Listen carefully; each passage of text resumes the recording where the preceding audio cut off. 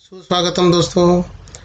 बाल महाभारत कथा के अंतर्गत आज हम अध्याय 5 देख रहे हैं, जिसका शीर्षक है विदुर। तो चलिए शुरू करते हैं इस अध्याय को। हम विचित्र वीर्य की रानी अंबालिका की दासी की कोख से धर्मदेव का जन्म हुआ। वह ही आगे चलकर विदुर के नाम से प्रख्यात हुआ। तो यहाँ पर हम जानते हैं कथा का सूत्र इस प्रकार से था। विचित्र वीर्य ने 2 विवाह किए, अंबालिका और अंबिका। तो जो उनके अंबालिका नाम की रानी थी, उसकी दासी की कोख से एक पुत्र हुआ और वह बड़ा विद्वान था, इसलिए उसका नाम विदुर पड़ा। धर्मशास्त्र और राजनीति में उनका ज्ञान अथाह था। अर्थात जिसका कोई सीमा नहीं, अपार, जिसकी गहराई का कुछ पता ना हो। वह बड़े निष्प्रिय थे, अर्थात बिना किसी लोभ या लालच के कोई भी उसको छू भी नहीं पाती थी। क्रोध उन्हें छू तक नहीं गया था। युवा अवस्था में ही पितामह भीष्म ने उनके विवेक तथा ज्ञान से प्रभावित होकर उन्हें राजा धृतराष्ट्र का प्रधानमंत्री नियुक्त कर दिया था। जिस समय धृतराष्ट्र ने दुर्योधन को जुआ खेलने की अनुमति दी, विदुर ने धृतराष्ट्र से बहुत आग्रहपूर्वक निवेदन किया, राजन, मुझे आपका यह काम ठीक नहीं जचता। इस खेल के कारण आपके बेटों में आपस में वैर भाव बढ़ेगा, इसको रोक दीजिए।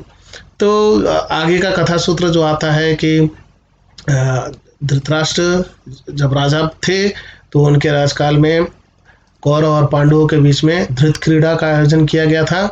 धृत क्रीड़ा में इनका विरोध जो करने का काम किया था वो विदुर ने किया था। तो इनकी विद्वत्ता देखते हुए भीष्म ने धृतराष्ट्र का मंत्री नियुक्त कर दिया था विदुर को। धृतराष्ट्र विदुर की बात से प्रभावित हुए और अपने बेटे दुर्योधन को अकेले में बुलाकर उसे इस कुचाल से रोकने का प्रयत्न किया। बड़े प्रेम के साथ वह बोले, गांधारी के लाल, विदुर बड़ा विद्वान है, बुद्धिमान है और हमेशा हमारा भला चाहता आया है। उसका कहा मानने में ही हमारी भलाई है। वत्स अर्थात पुत्र, जुआ खेलने का विचार छोड़ दो। विदुर कहता है कि उससे विरोध बहुत बढ़ेगा और वह राज्य के नाश का कारण हो जाएगा। छोड़ दो इस विचार को। धृतराष्ट्र ने अपने बेटे को सही रास्ते पर लाने का प्रयत्न किया, किंतु दुर्योधन ना माना। वृद्ध धृतराष्ट्र अपने बेटे से बहुत स्नेह करते थे। अपनी इस कमजोरी के कारण उसका अनुरोध वह टाल न सके और युधिष्ठिर को जुआ खेलने का न्योता भेजना ही पड़ा। तो कथा बड़ी तेजी से आगे बढ़ती हुई यहाँ पर दिखाई दे रही है। और जो है विदुर जो बहुत विद्वान थे, वो पहले ही इस बात को समझ गए थे कि कौरवों और पांडवों में जो बैर है वो बहुत ज़्यादा बढ़ जाएगा, उनमें दुश्मनी और ज़्यादा बढ़ जाएगी। इसलिए धृतराष्ट्र को उन्होंने समझाया कि इस प्रकार से जुआ खेलना उचित नहीं है।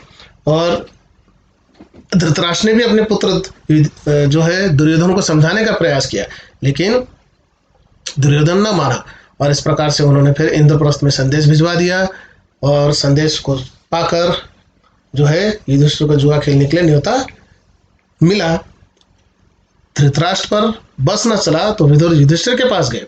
उनको जुआ खेलने को जाने से रोकने का प्रयत्न किया। युधिष्ठिर ने विदुर की सब बातें ध्यानपूर्वक सुनी और बड़े आदर के साथ बोले, चाचा जी, मैं यह सब मानता हूँ, पर जब काका धृतराष्ट्र बुलाए तो कैसे इनकार करूँ। युद्ध या खेल के लिए बुलाए जाने पर न जाना क्षत्रिय का धर्म तो नहीं है। तो उस समय की परंपरा ऐसी थी कि अगर कोई युद्ध के लिए बुलाए तो युद्ध करने के लिए जाना ही पड़ता था। अगर कोई जुआ खेलने के लिए बुलाए तो क्षत्रियों को उस जगह पर जाना ही पड़ता था। इसलिए युधिष्ठिर अपने चाचा के कहने पर जो है हस्तिनापुर चले गए और जो है आगे की कथा आपको पता है। यह कहकर युधिष्ठिर क्षत्रिय कुल की मर्यादा रखने के लिए जुआ खेलने के लिए गए। चलिए, धन्यवाद। मिलते हैं फिर नए एक अध्याय के साथ।